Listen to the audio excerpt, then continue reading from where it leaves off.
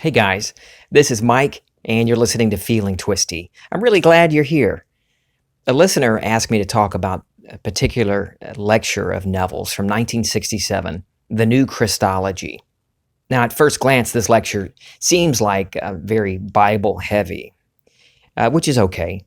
You don't ever have to have read the Bible or been grown up in church to understand what Neville's saying here. He's speaking to people back in the 60s. A lot of people had grown up, raised in very strict doctrines and going to church every Sunday. And you may have done that as well, just like I have. And this lecture not only fulfills the request of the listener to ask me to talk about it, but it's also perfect for answering a couple of questions from another listener. So this works out perfectly for me for today's episode. In summary, what this lecture is talking about, Neville's saying that we have thought of and we're taught that Christ, spoken of in the Bible and preached in churches, was this man a couple of thousand years ago, the only Son of God who hung on the cross and had to shed blood for any chance of us having redemption or salvation. If we don't believe that, don't say the right phrase, the right sentence in the right church, then we're going to hell. Going to hell in a handbasket with all the other people that don't believe. But what he's saying is that that's not what it is. This Christ spoken of in the Bible is not a specific individual. It is the power and the wisdom of God. It is what is in all of us. It is all of us. And I'm going to read a few quotes from this particular lecture right now. Jesus Christ, your own wonderful human imagination, is the way to everything in the world, but specifically to the Father.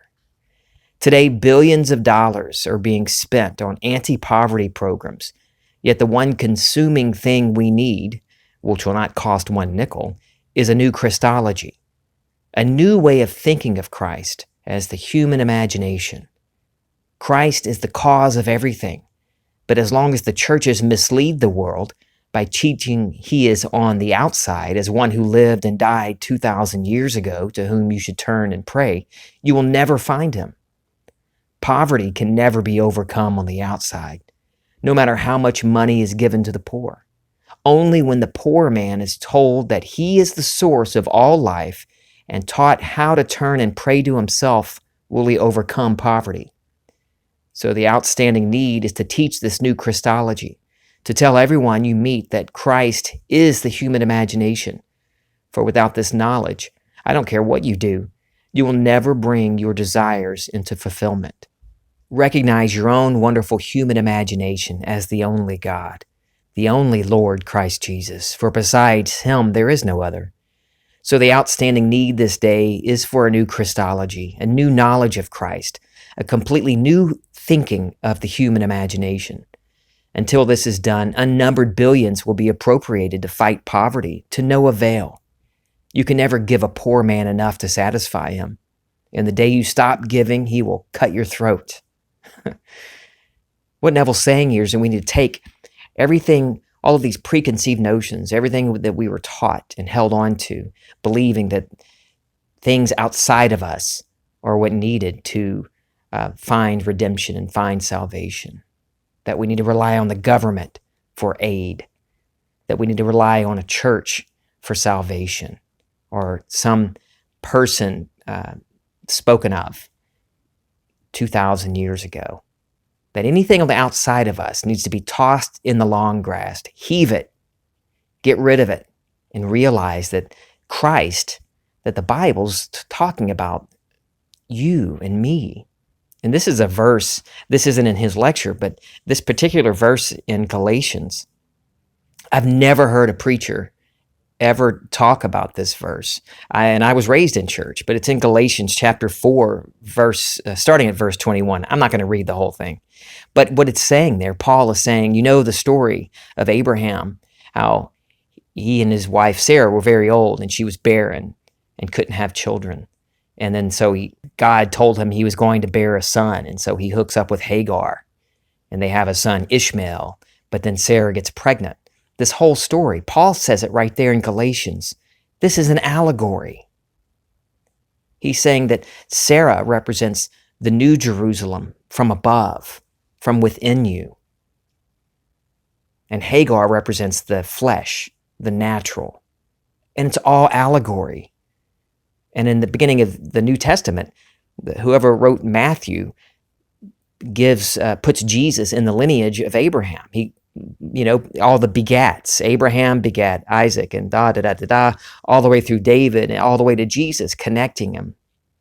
And if Abraham and Sarah, that whole thing is allegory, then how could it become real by the time Jesus is mentioned in the New Testament? So it's all allegory, but it's a great and wonderful truth.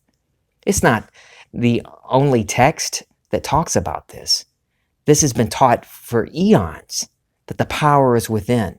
It's always within, but regardless of the myths you're reading from other ancient peoples, other ancient texts, they're personified in story form as these characters, but these characters are just states of mind, all within us, pointing to the one true power within us. In 2 Corinthians chapter 5, Paul says, "From now on, we regard no one from a human point of view. Even though we once regarded Christ from a human point of view, we regard him thus no longer." Paul was saying that, I used to buy into what folks were teaching, that it was this man, but now I realize it's not. It's within us, because Paul also says in 2 Corinthians chapter 13, "Test yourselves. Do you not realize that Jesus Christ is in you?" And he's not saying it's another person, a second personality inside you, because in 1 Corinthians, Paul says, "Christ is the power and the wisdom of God." It's you. That's what gives life to everything you experience. And Neville sums it up so beautifully by just calling it your own wonderful human imagination. Now, I've talked to a number of people that grew up in church and, were just like me, really believed everything the ministers were telling us. But it wasn't until I really started looking at the scriptures and realizing it's not some specifically holy book that's better than anything else. No, these stories have been around well before the chronology in the Bible. It's all pointing to the power within you. Neville says, if I tell you who Christ is and testing, you find him as your human imagination. Does it matter what the world thinks? Initially, when I started finding these truths in the Bible and hearing Neville explain it so clearly, I was like that. I did worry what people would think. Oh, what will my family think? What will the church think? What will all my Christian friends? But I'm telling you, once I got to a point and I experienced too much, and any concern for what anybody thinks just dried up, disappeared. Because once you experience truth, what does it matter what anybody thinks? What does it matter what anybody insists that you believe? Don't test it just because I'm telling you or because Neville says it. The Bible even says, test yourself. Test yourself. Do you not realize that Jesus Christ, the power and the wisdom of God, is in you? That's your own wonderful human imagination.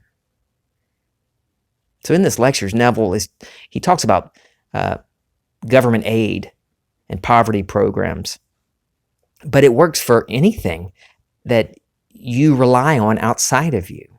He's saying drop all of that. Just like in his lecture, The Pearl of Great Price, drop all reliance on anything outside of you, whether it's a particular religion or astrology or tarot cards, CNN or Fox News, or the Republicans or the Democrats or government aid. Drop all reliance on it and turn to the one and only true power, yourself. You are giving life to all of your experiences. Whatever your present situation is, it's only a state of mind. And you can assume a new state, a lovelier state, at any moment, in an instant. Neville says, there is no limit placed upon your human imagination, save that which you place upon yourself. Your financial, social, and intellectual pictures are as limited as you make them. All within you, you and you alone have the ability to enlarge your concept of causality, plant and reap your every desire. Now you may be listening to me and you're thinking of things in your life and you're hollering back at your phone or however you're listening to me.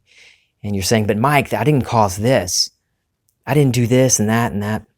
Neville says, you have always been doing this, but your memory is so short, you do not recognize your own harvest. If your memory awoke, you would see that everything happens because you at one time imagined it, mostly in fear, and then dropped it. You have planted the seeds of the tares and the wheat, the events and circumstances of your world, but have forgotten the planting. So I tell you, you are as free as you want to be if you will believe in Christ. He is not on the outside, but in you as your own wonderful human imagination. He wants Neville saying to liberate yourself, and I want you to liberate yourself. Liberate yourself from all of the doctrines that you grew up with or the rules of society. Liberate yourself from what the news channel is saying about the economy or about jobs reports, about pandemics and murder hornets and whatever else may come up. And turn to the only source, the cause of everything you've experienced in life, your human imagination.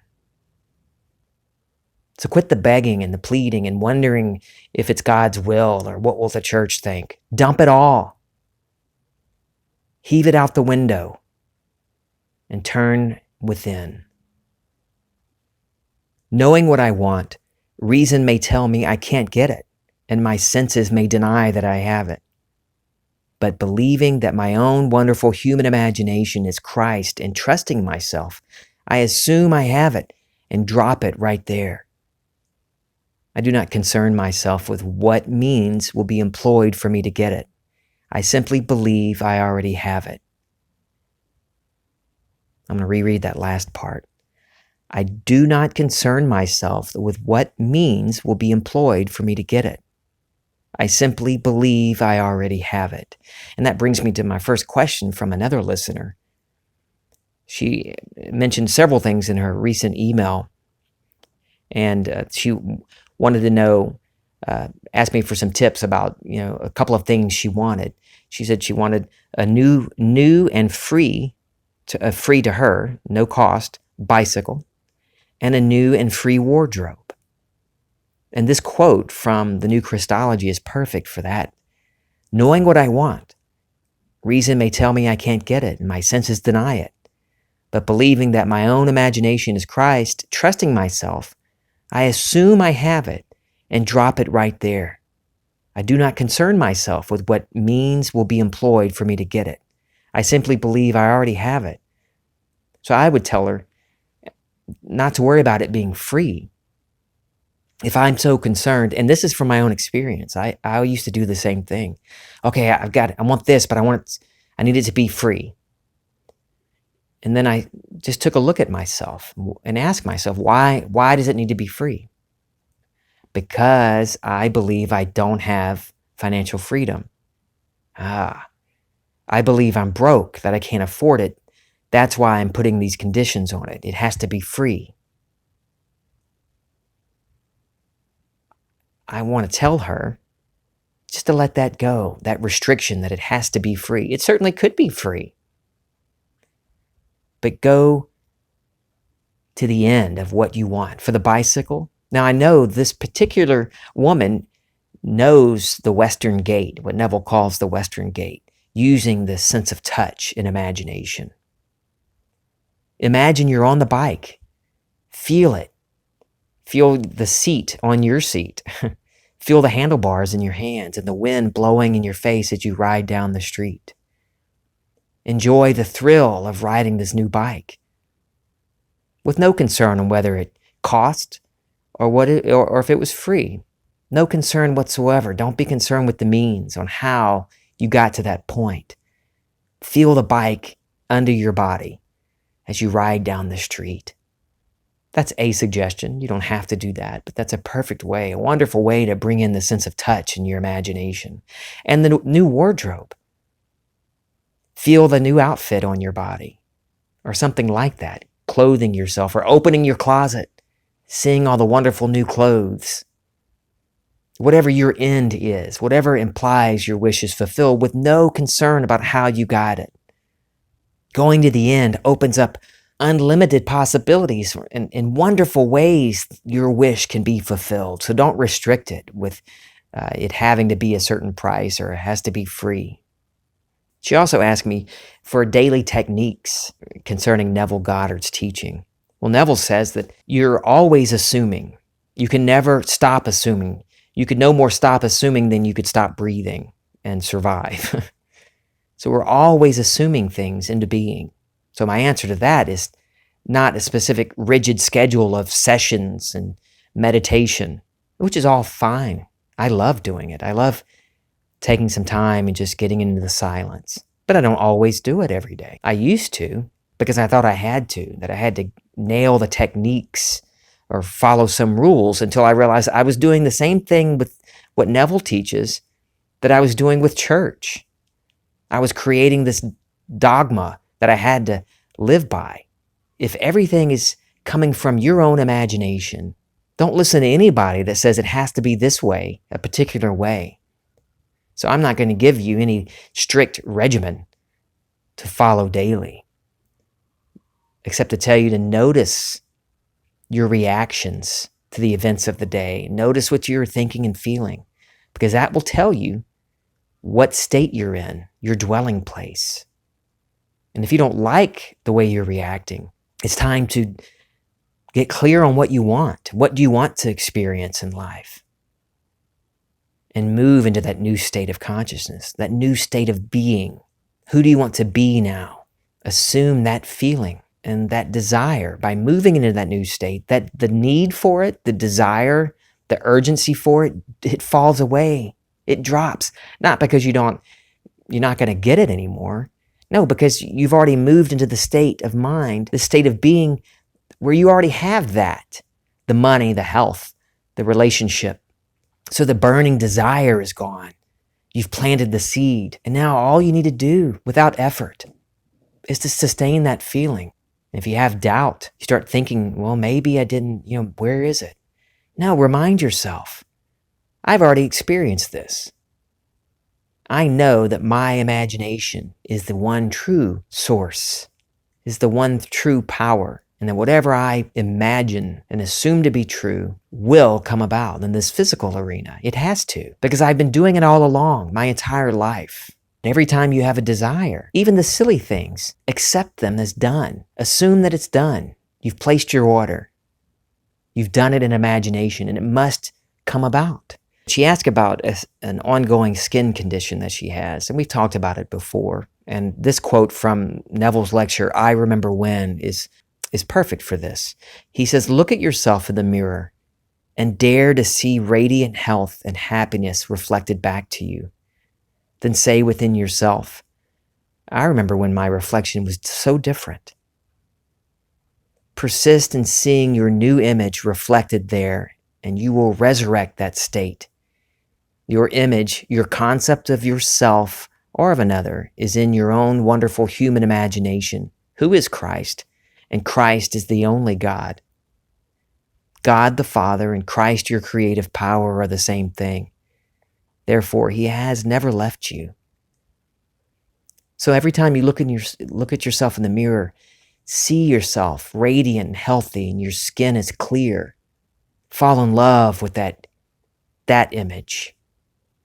Send me your stories, your questions. If you have a particular lecture you want me to talk about, let me know. Find me on Instagram and Facebook, Feeling Twisty. And shoot me an email if you'd like, feelingtwisty@gmail.com. I love you guys. This is Feeling Twisty.